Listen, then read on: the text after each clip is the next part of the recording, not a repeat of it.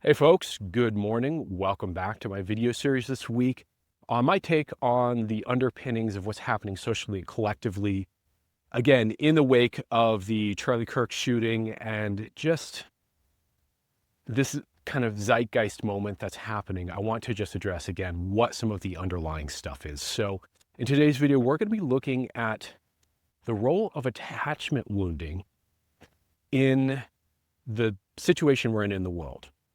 From my perspective, this is really largely what's at the core of all the different flavors of dysregulation we see in the world, all the crazy, all the unhinged, wild political takes, all the running things to extremes, all the retaliation culture, all the cancel culture, all the judgment and shame culture.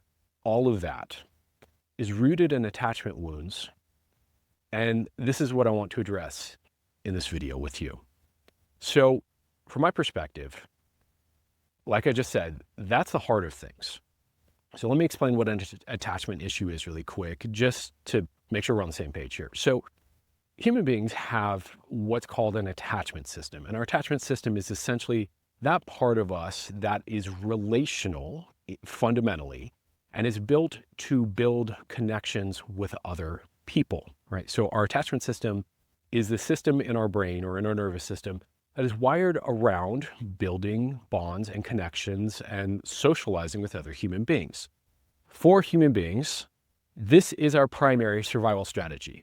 More than anything else, or again, compared to bears and tigers and all the other wild things that exist in nature that could eat us or kill us, what's helped us to survive this long has been our ability to bond and connect and work collaboratively together. That's how we survived. So our attachment system is deeply connected to our sense of survival and our sense of safety and well-being, okay? Now, every human being has an attachment system, and whether that system develops in a healthy way or in a damaged way is completely dependent on the way we are treated and the way we're related to. Now, traditional therapeutic knowledge, in attachment theory, they would say that this is set early in life from our early childhood experiences, and then that's it. Like it's kind of wired up early, and then the imprints that were left, whether they were positive or negative, are there for life, and that's kind of how you're wired up. What I've experienced and what a lot of people now believe is that that's not entirely the case, that's not true, that actually due to lifelong neuroplasticity, which we know is a thing, that your attachment system can be updated and changed and shifted kind of at any point in your life.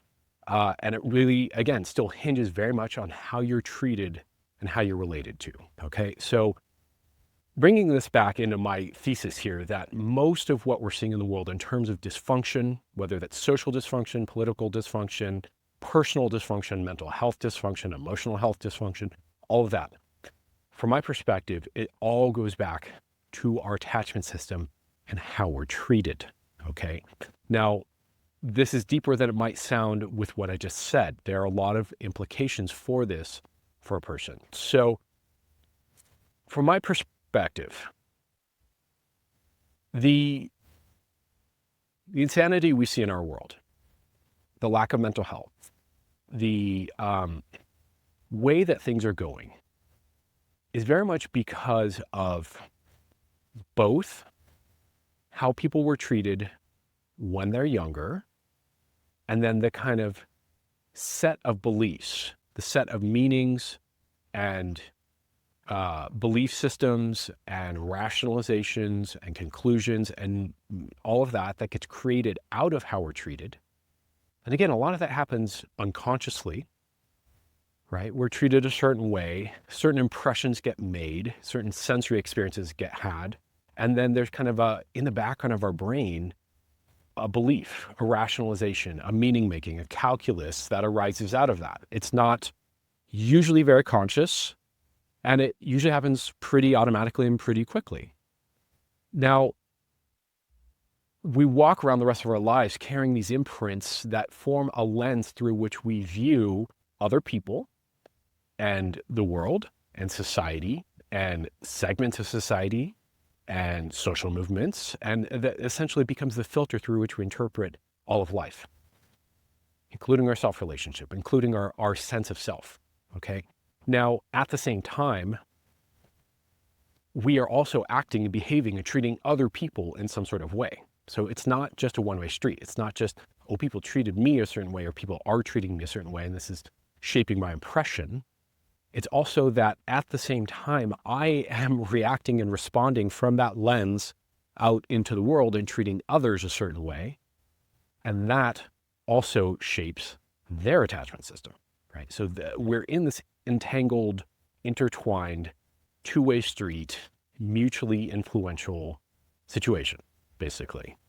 Now, as this is all happening, if we are not cleaning up the damage that gets done, if we're not cleaning up the wounding, if we're not cleaning up the old imprints that we're carrying from the past, and if we're not cleaning up or being responsible for the way we may have negatively impacted other people's attachment systems, then all of those imprints and all that damage and all that wounding that shapes people's lenses and views of the world and therefore their behaviors and what makes sense and what doesn't make sense continues. And that's the situation we find ourselves in.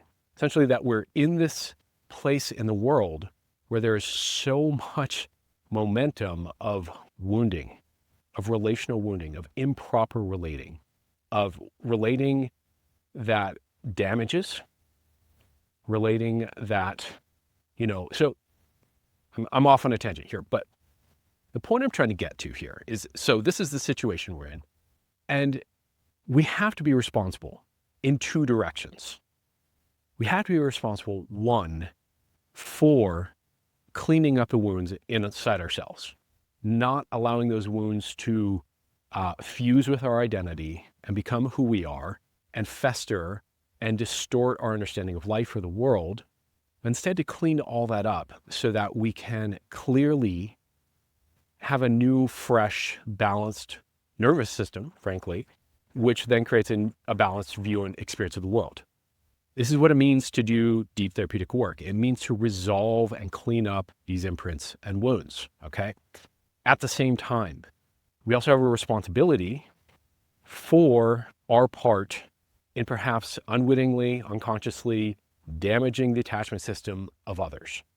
Now, if you're anything like me, you probably can recall all kinds of moments that someone said something that really hurt you or impacted you or did something shitty, whether it was behaviorally or whether it was, neglecting or ignoring you or controlling you or giving you bad vibes for no reason or outcasting you, or the list is long of ways that people are crappy to each other.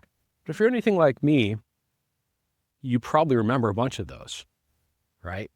And so part of our work is to heal that stuff and to properly contextualize that stuff so that we can let go of it and forgive. It also means releasing the charge in your body so that, you can just be present and comfortable in your own skin, even though shitty things may have happened to you. It also means realizing you've probably done the same to someone else at some point when you were less aware. And owning that, being humble about that, trying not to do that moving forward. And also, if need be, if appropriate, going and cleaning that up with whoever you may have negatively impacted in the past.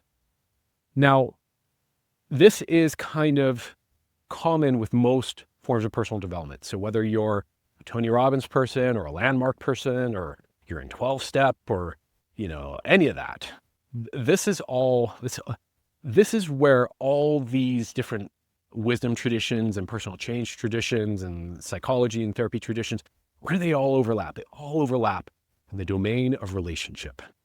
This is where they all agree that relationship and relating is paramount to health and well-being and a good or toxic life. So let's just recap. We'll call it a video. I really don't know where to go from here, but I just really want to get this message out. So this is really just from my heart to you. This is the core of the shit that I think about and that I help clients with and that I teach from. And this is really the core of my worldview at this point. So let's just kind of recap this really quick. We'll call it a video. So my major point here is to understand that the reason we're in the situation we're in collectively has everything to do with right relating and the lack of right relating. This is how this momentum has been built up. It is how this momentum is perpetuated daily. It is how there are so many people walking around feeling wounded. It's also how people justify monstrous actions towards each other. And it's also the place where we need to do the work, okay? And doing the work is a two-way street from my perspective. That involves cleaning up our own wounds so we don't have a distorted filter on life and we're not projecting that out onto the world around us. And then also cleaning up the way we may have also, wounded others. Now, the one add-on I would say to this is if you haven't seen it yet, go and watch my other video on the ends justifying the means and how that is the kind of foundation of evil, because this all overlaps, right? Because if you believe that the ends justifies the means, your quality of relating is going to be toxic, right? And because of that, therefore, you will damage other people's attachment systems. And now you see how this all fits together. Anyways, let me know, does this land for you? Does this resonate? I know I'm verbose, I'm tired, I'm kind of rambly today. Does this land for you though? Leave a comment down below. I would love to see it or hear it from you. Does this make some sort of sense for you in terms of where we're at? Much love to you. I hope you're doing well out there. I'll see you guys in the next one. Take care.